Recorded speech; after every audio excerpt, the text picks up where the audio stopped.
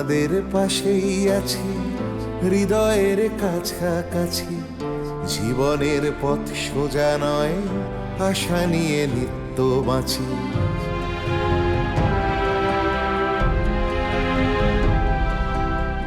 শিক্ষা ছড়িয়ে পড়ুক ভেদাভেদ শূন্য করে, এ বেলা নাই বা জুটুক, ও বেলা জুটতে পারে। বিপ্লব আসছে দেখো নারী, তুমি পিছিয়ে জানি, জ্বলে ওঠো নিজের আলোয়, মুছে দাও দুঃখ গ্লানি। এভাবে আর থেকো না হাহাকার জড়িয়ে বুকে, আমি হাত বাড়িয়ে আছি, সাড়া দাও আমার ডাকে। আমি হাত বাড়িয়ে আছি, সাড়া দাও আমার ডাকে।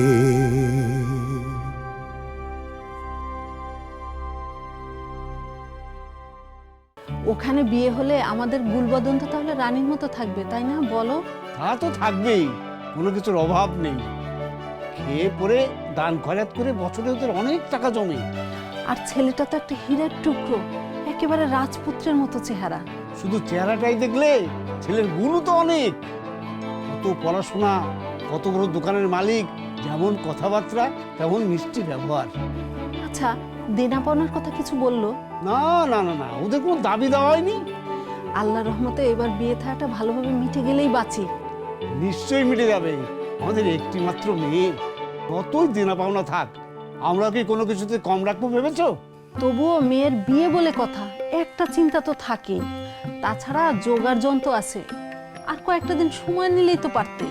ওদের যদি পছন্দ হয় তাহলে আর দেরি করবে না বলেছে। আসলে মিজানের দাদাজির শরীরটা ভালো না, কখন কি হয়। তাহলে আর কি, এখন গুলকে ভালো ভালো পছন্দ হলেই হয়। শোনো, কাল থেকে সব আয়োজন শুরু করে দিতে হবে, হাতে তো আর বেশি সময় নেই। আচ্ছা, গুলবদনের কি অবস্থা, সে কি জানে আমরা তার বিয়ে ঠিক করছি? ও নিয়ে তুমি চিন্তা করো না, বৌমা ওকে সবই বলেছে। এখন আল্লাহই ভরসা। আলহামদুলিল্লাহ।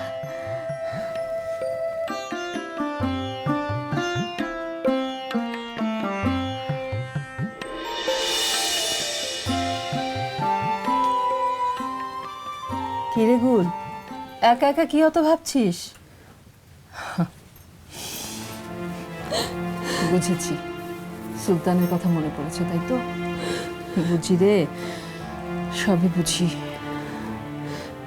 আমাদের সুলতান ঠিকই ফিরে আসবে, শুধু একটু ধৈর্য ধর। চাচি, উনি তো আমায় কথা দিয়েছিল কদিন বাদেই ফিরে আসবে, কিন্তু উনি ওনার কথা রাখলো না। বিপদ কি আর বলে কয়ে আসে বল? তা না হলে তো আমাদের সুলতান কবেই ফিরে আসতো। ওনার পায়ের শব্দ, ওনার কণ্ঠস্বর আমি রোজ শুনতে পাই। প্রতিদিন রাতে ওনাকে আমি স্বপ্ন দেখে চমকে যাই। আল্লাহকে ডাক, আল্লাহই পারেন সবকিছু ঠিক করে দিতে। আরেকটা কথা গুল, সারাক্ষণ তো উদাস হয়ে থাকিস না, তুই তো ঘরের বউ, দেখতে খুব খারাপ লাগে। আমার কিচ্ছু ভালো লাগে না চাচি। তবু নিজের শরীরের প্রতি একটু যত্ন নিতে হবে। তুই কি সুন্দর ছিলি দেখতে বল, আর এখন চেহারা কি হয়েছে? চোখের নিচে কালি, মাথায় কতদিন তেল দিস না, চুলটা ঠিক মতো আঁচড়ে একটু বাঁধিস না। এমন করে কি চলতে পারে বল? এভাবে তো চলতে পারে না চাচি, সব ঠিক হয়ে যাবে।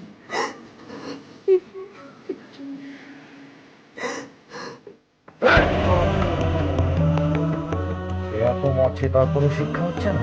হ্যাঁ বল, সুবিমল এখন কোথায় বল? আমি জানি না, জানলেও বলবো না। বলবি না তুই? একদম তোকে জানে মেরে ফেলবো। সুবিমল এবং তলের সঙ্গ পাঙ্গর এখন কোথায় বল? বল। আমাকে মেরে ফেললেও আমি সুবিমলদার দীপুকে কোনো খবর তো দিতে না। এভাবে হবে না স্যার, এ বেটারা সোজা কথার পাত্র নয়। কয়েক ঘা লাগিয়ে দিক, তাহলে দেখবেন মুখ দিয়ে হর হর করে সব বেরিয়ে আসবে। আমাকে মেরে ফেললেও কোনো কথা বলবো না আমি।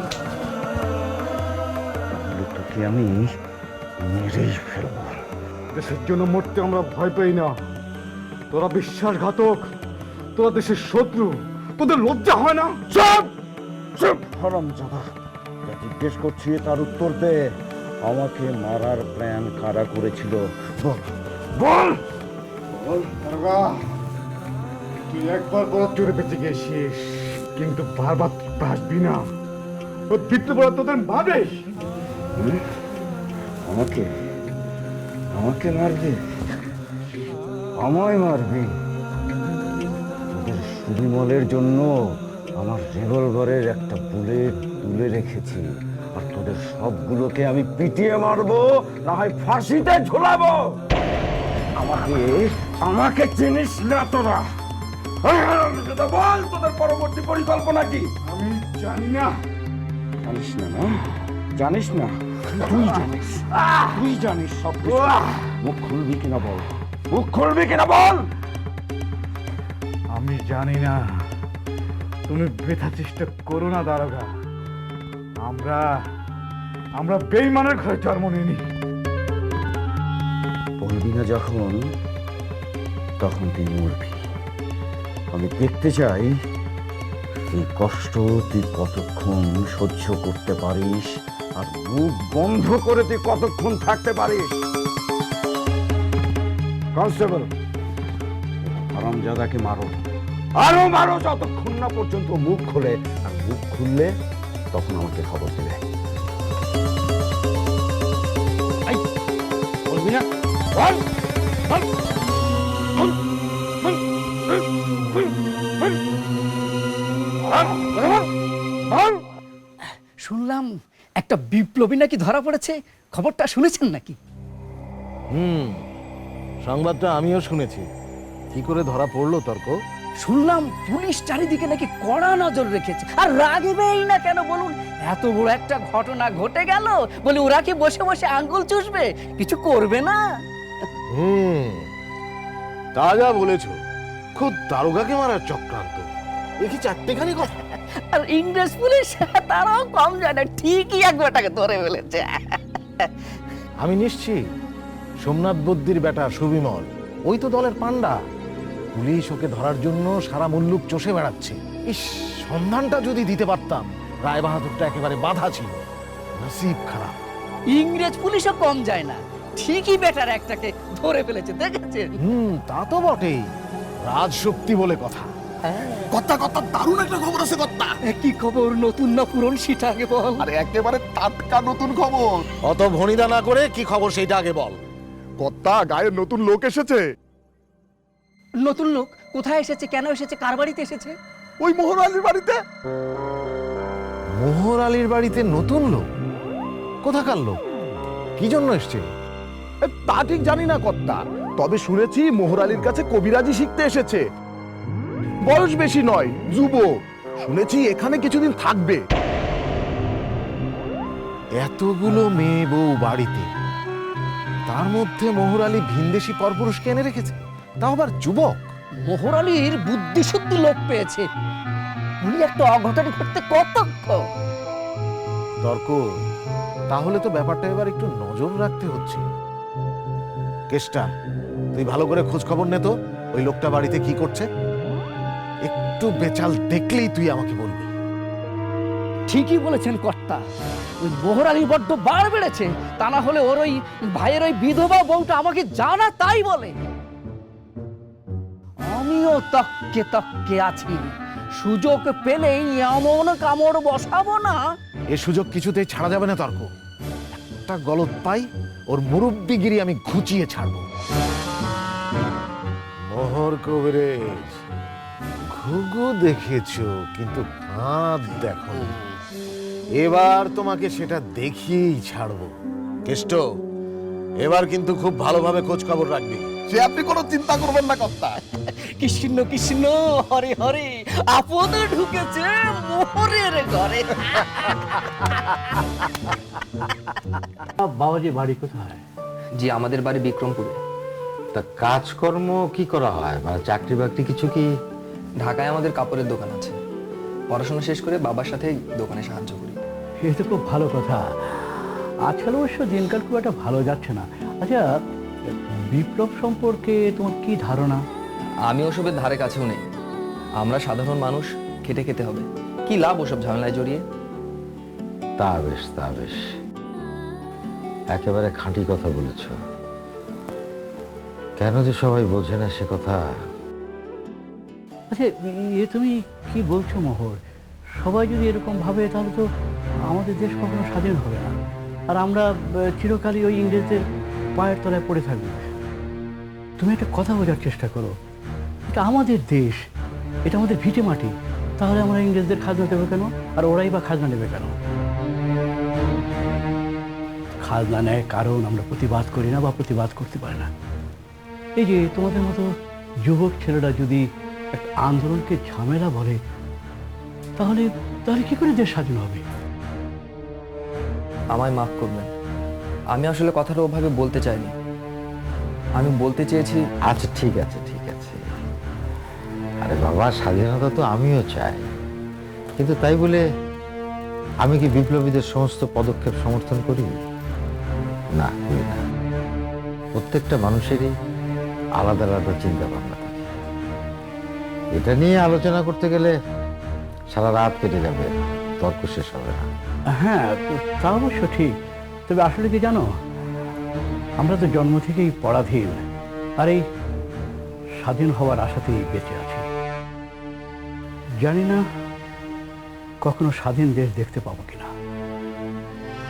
জন্মেছি পরাধীন দেশে, তবে বিশ্বাস করো, আমি মরতে চাই স্বাধীন মাতৃভূমিতে। তুমি কিছু মনে করো না বাবা, আমি হঠাৎ করে খুব আবেগপ্রবণ হয়ে পড়েছিলাম। বাদ দাও সব কথা। আচ্ছা, আমি শুনেছিলাম তোমার দাদা পরদাদার ভিটেও নাকি এই গ্রামের কোথাও? হ্যাঁ, কিন্তু আমি কিছুতেই খুঁজে বের করতে পারছি না। কি নাম ছিল তোমার দাদাজির? জি, আমার দাদার নাম ছিল শরাফত খাঁ। উনি মসজিদের ইমাম ছিলেন। শোন না, আমরা যখন খুব ছোট ছিলাম তখন আমাদের এখানে একজন মসজিদের ইমাম সাহেব তার পরিবার পরিজন নিয়ে এখান থেকে চলে গেলেন। সেই ইমাম সাহেব নয় তো? হ্যাঁ হ্যাঁ, আমার স্পষ্ট মনে আছে ইমাম সাহেবের কথা। ও পাড়ায় তো ওনার বাড়ি ছিল। ওনার নাম হচ্ছে শরাফত খাঁ। আচ্ছা, তোমার মনে নেই মোহর? আপনারা তাহলে চেনেন? হ্যাঁ, অবশ্যই চিনি। আমার মরহুম দাদার তাহলে শেষ ইচ্ছাটা পূরণ করতে পারবো। তার ভিটার একটুখানি মাটি নিয়ে যেন তার কবরে ছিটিয়ে দেওয়া হয়, এটাই ছিল তার শেষ ইচ্ছে। নিশ্চয়ই দেবে। একজন মানুষের শেষ ইচ্ছা অবশ্যই পূরণ করা উচিত। হ্যাঁ, তা তো বটেই। আচ্ছা মোহর, আমি তাহলে উঠি বলো না? চলো আগে গিয়ে দিই। আসো।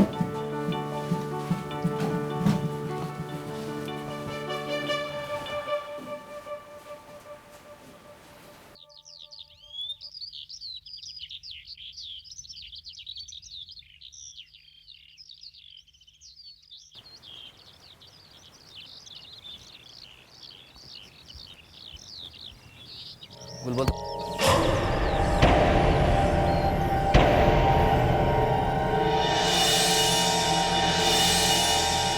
তোমার সঙ্গে আমার কিছু কথা ছিল। আমার সঙ্গে আপনার কি কথা থাকতে পারে? কেন?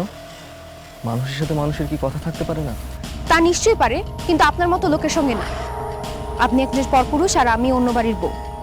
আপনার সঙ্গে এভাবে কথা বলাটা আমার গুনার কাজ, আপনি নিশ্চয়ই সেটা জানেন। না মানে আমি তোমাকে। থাক, আমি আপনার কোনো কথা শুনতে চাই না। তাছাড়া লোক দেখলে কি বলবে? দয়া করে আমার সাথে কথা বলার চেষ্টা করবেন না। তুমি আমায় একটু বলতে দাও। আমি যে অনেক উৎকণ্ঠার মধ্যে আছি। আপনার সঙ্গে কথা বলার মতো ধৈর্য সময় কোনোটাই আমার নেই। পথ ছাড়ুন, আমার বাসা যেতে হবে। গুল, আমি জানি তুমি আমার উপরে রেগে আছো। আমার কথাগুলো শুনে তুমি বুঝতে পারবে যে আমি, আর তাছাড়া তোমাকে কথাগুলো না বললে যে আমিও শান্তি পাচ্ছি না। আপনার সুখ শান্তি দেখার দায়ভার তো আমার না। আপনি শান্তিতে আছেন কি আছেন না সেটা আপনার ব্যাপার। আপনার সঙ্গে কথা বলতে আমার রুচিতে বাধে। আরেকটা কথা, আপনার উপর আমার কোনো রাগ নেই, কারণ মানুষ রাগ করে আপনজনের উপর। আপনি পরপুরুষ, আমি আপনাকে চিনি না, জানি না। আপনার উপর আমি কেন রাগ করতে যাব? পথ ছাড়ুন, আমার দেরি হয়ে যাচ্ছে। দয়া করে যেও না, একটু দাঁড়াও।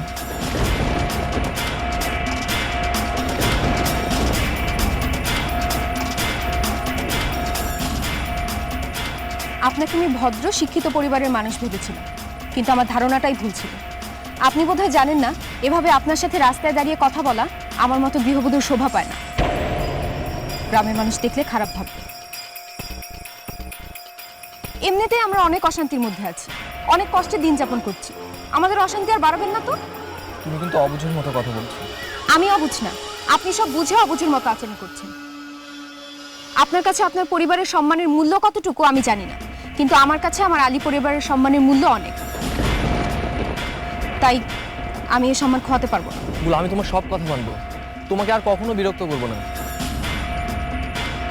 দয়া করে আমার কথাটা শোনো, আমি তোমার সম্মান নিয়ে ছেলে খেলা করবো না। এ ধরনের কথা আপনার মুখে মানায় না।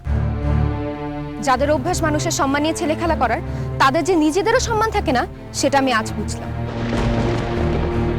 এর আগে আপনি আমার বাবা মা দাদা সমস্ত পরিবারের সম্মান নিয়ে ছেলে খেলা করেছেন। দয়া করে আমার শ্বশুরবাড়ির সম্মান নিয়ে ছেলে খেলা করার চেষ্টা করবেন না। ভুল যেও না। আরেকটা কথা, আপনি আমাকে তুমি বলে বা নাম ধরে ডাকবেন না। আমার সঙ্গে কথা বলতে হলে আপনি ভাবি বলে ডাকবেন। এখন আমি মোহর আলীর পরিবারের বউ, কথাটা যেন মনে থাকে।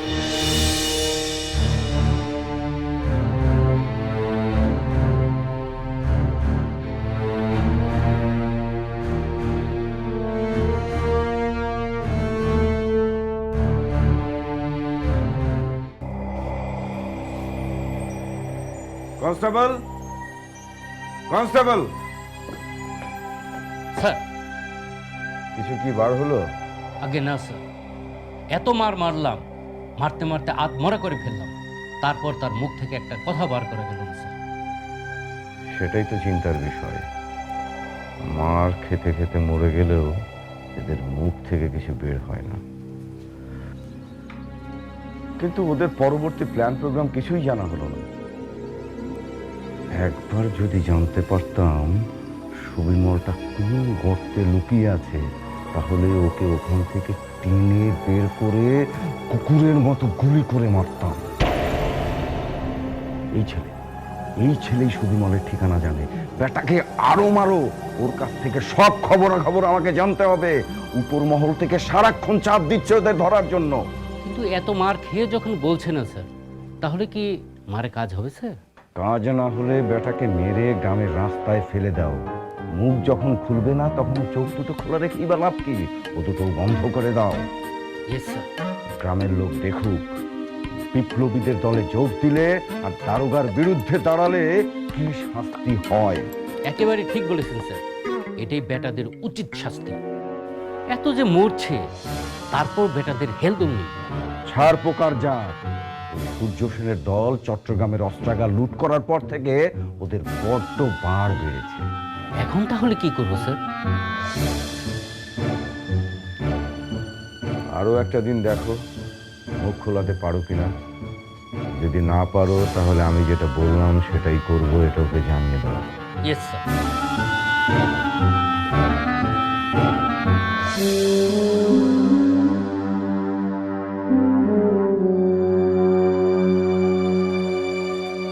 তুই কি বলছিস কেষ্ট? আজকাল দিনে দুপুরে পথে ঘাটে এইসব ঘটনা ঘটছে?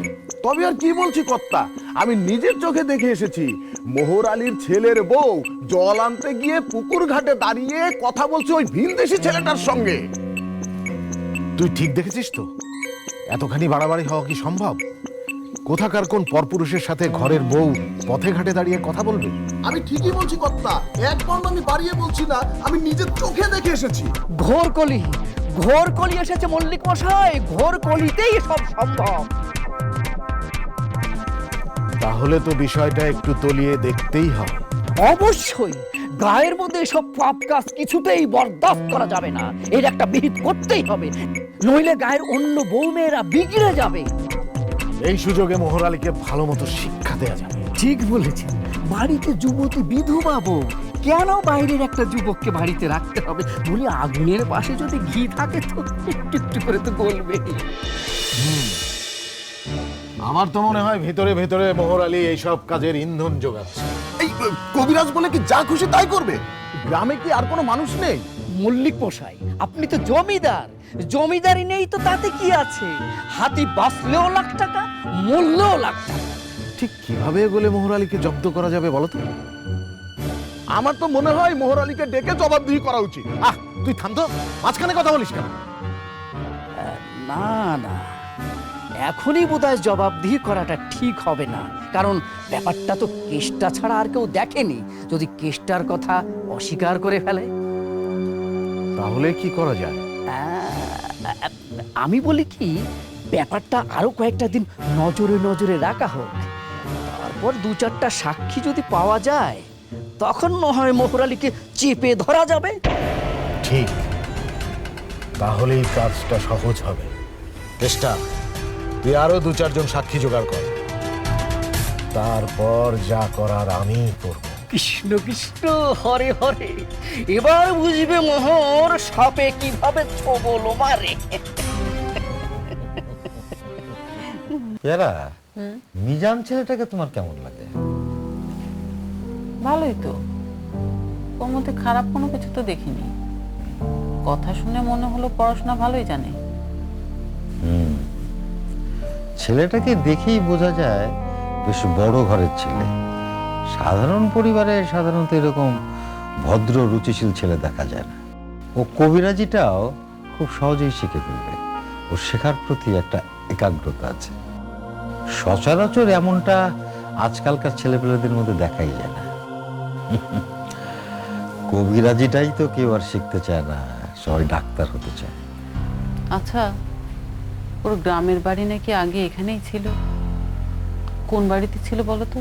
ওই যে উত্তর পাড়ায় ওই যে একটা বাড়ি অনেকদিন ধরে পরিত্যক্ত অবস্থায় আছে, ওইটাই নাকি ওর দাদার ভিটা ছিল। ও হ্যাঁ হ্যাঁ, বুঝতে পেরেছি। ওই বাড়ির সামনে দিয়ে তো পীর বাবার মাজারে যেতে হয়, তাই না? হ্যাঁ হ্যাঁ, ঠিক ধরেছ। আচ্ছা, ছেলেটার মধ্যে কেমন একটা সরলতা আছে, তাই না? ওর চোখ দুটো দেখেছো কেমন নিষ্পাপ? ওকে দেখলেই আমার সেই ছোট্ট মিজানের কথা মনে পড়ে যায়। ওর মুখে আম্মা ডাক শুনলে আমার বুকটা ঠান্ডা হয়ে যায়। ওর দিকে তাকালে আমার সেই ছোট্ট মিজানকে আমি দেখতে পাই। মনে হয় আমার মিজান আমাকে ডাকছে। ও এসে আমাদেরকে সন্তানের সুখ দিয়েছে। আচ্ছা, আমাদের মিজান বেঁচে থাকলে এখন ওর মতনই হতো, তাই না? হয়তো হতো, কিন্তু আল্লাহ তো আর তাকে বেশি দিন পৃথিবীতে রাখলেন না। ভয় হয় পেয়ারা, ভয় হয়। আমাদের কপালে তো সন্তানের সুখ বেশি দিন ছয় না। এরপরে যে আরো কত কিছু আছে আল্লাহই জানে। জানি না আমি আল্লাহর কাছে কি গুনাহ করেছি। আল্লাহ একে একে আমার সব সন্তানদের তুলে নিলেন। মিজানকে অত অল্প বয়সে নিজের কাছে ডেকে নিলেন। সুলতানের কোনো খোঁজ খবর নেই। আর বড় ছেলে তো থেকেও না থাকার মতো, বউ বাচ্চা নিয়ে শহরে থাকে। বাচ্চাগুলোকে কতদিন হলো দেখি না। ওদের কি আমাদের কথা একবারও মনে হয় না? একবারও কি মনে হয় না যে গ্রামে গিয়ে দেখে আসি বাবা মা কেমন আছে?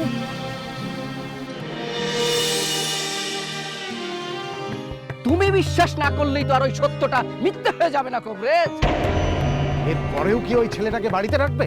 হ্যাঁ রাখবো। আমার বাড়িতে আমি যাকে খুশি তাকে রাখবো, তাতে কার কি? আর কেন অপরের সাংসারিক ব্যাপারে নাক গলাতে আসে? তোমার সাংসারিক ব্যাপার তোমার সংসারের মধ্যেই সীমাবদ্ধ রাখো না। কে বলতে যাবে? ঘাটে পথে এসব কেচ্ছা করে বেড়ানো কেন? এতে তো গ্রামের মেয়ে বউরা অসৎ পথে চালিত হবে। গ্রামে এইসব নষ্টামি চলবে না, এই বলে দিলাম।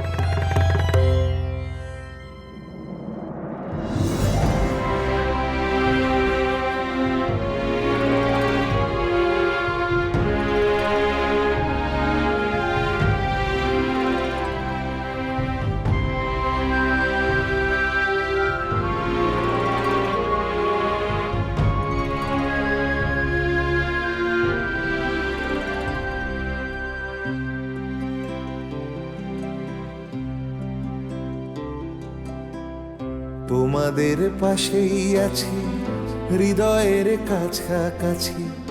জীবনের পথ সোজা নয়, আশা নিয়ে নিত্য বাঁচি।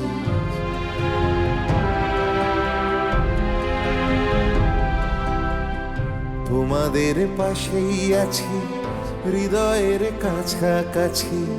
জীবনের পথ সোজা নয়, আশা নিয়ে নিত্য বাঁচি।